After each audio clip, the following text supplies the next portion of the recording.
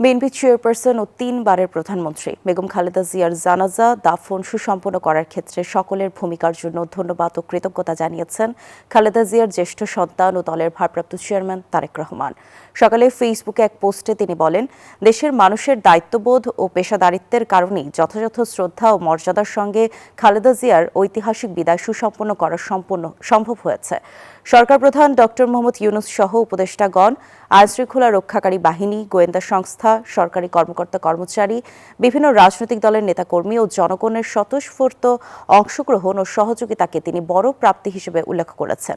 এজন্য সকলের প্রতি অশেষ কৃতজ্ঞতা জানান বিএনপির ভারপ্রাপ্ত চেয়ারম্যান। এছাড়া গণমাধ্যম কর্মীদেরও তিনি ধন্যবাদ জানিয়েছেন এমন মহীয়সীর অন্তিম যাত্রাকে বিশ্বের দরবারের কাছে তুলে ধরার জন্য।